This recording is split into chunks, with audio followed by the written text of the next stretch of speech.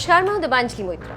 देश आजकल एक संक्रमण काल से गुजर रहा है, जैसे कि गलवान घाटी में चीन से भारत की तनातनी और पाकिस्तान हमेशा घाटी आतंकी भेज खून खराबा करता रहता है। इसी बीच अपने दुश्मनों से सावधान रहने और अपने नागरिकों को सुरक्षित और सही सलामत रखने के लिए भारत सरकार अपनी सेना के लिए एक से बढ़कर एक खतरनाक हथियार खरीद रहा है और नहीं तो बना रहा है।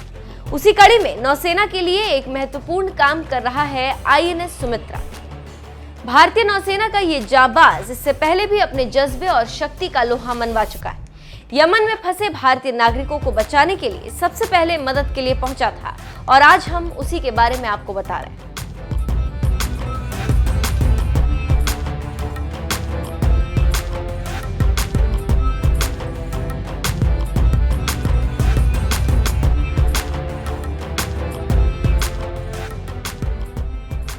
आईएनएस सुमित्रा का निर्माण स्वदेशी डिजाइन पर आधारित है। इसे गोवा शिपयार्ड लिमिटेड ने बनाया। निर्माण के दौरान इसे यार्ड 1211 के नाम से जाना जाता था। आईएनएस सुमित्रा भारतीय नौसेना के चौथे और अंतिम सरयू वर्ग का गश्ती पोत है। ये भारत का अग्रणी पोत है। इसे तटीय और अपतटीय गश्त, समुद्र सीमा निगरानी और संचार और अपतटीय संपत्तियों की निगरानी के लिए बनाया गया था। वर्तमान में भारतीय नौसेना के पास कुल 47 गश्ती जहाज हैं। इंडियन नेवी में शामिल होने वाला ये पोत अपनी तरफ के युद्धपोतों के बीच सबसे बड़ा है। भारत की नौसेना में इस तरह के 3 युद्धपोत शामिल हैं, जिनके नाम आईएनएस सरयू, आईएनएस सुनैना और आईएनएस सुमेधा हैं। भारतीय नौसेना में स्वदेशी निर्मित पोत आईएनएस सुमित्रा भारत के पूर्वी समुद्र तटों की गश्ती में ये पोत महत्वपूर्ण भूमिका निभा रहा है। पूर्वी नौसेना कमान के तहत ये पोत बंगाल की खाड़ी और पूर्वी हिंद महासागर क्षेत्र में चुनौतियों से निपटने में कारगर साबित होगा।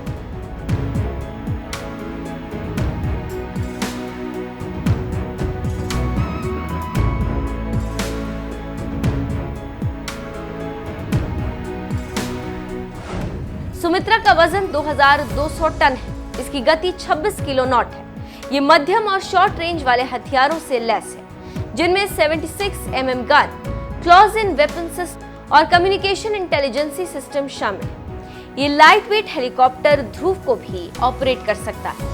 इसकी लंबाई 344 फीट यानी 105 मीटर और बीम 13 मीटर 43 फीट है। इस पर 8 अफसरों समेत 108 सोल्जर क्रू जा सकते हैं।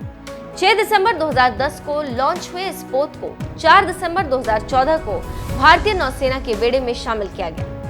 शुरुआती दौर में चेन्नई में इसे तैनात किया गया था। ये जहाज कई विदेशी दौरे भी कर चुका है। साल 2014 में अधिकृत किए जाने के बाद से इस जहाज को कई अभियानों में तैनात किया गया। सुमित्रा के जरिए 2015 में देश के 350 नागरिकों के पहले जत्थे को युद्धग्रस्त यमन से बाहर निकाला गया था। इस जलयान के अधिकरण समारोह में राष्ट्रीय सलामी प्रदर्शन किया गया और भारतीय नौसेना बेड़े में शामिल होने पर भारतीय नौसेना ने पहली बार राष्ट्रीय ध्वज फहराया था। तो आप समझ सकते हैं कि आईएनएस सुमित्रा कितना खतरनाक और मेहनती और शानदार प्रहरी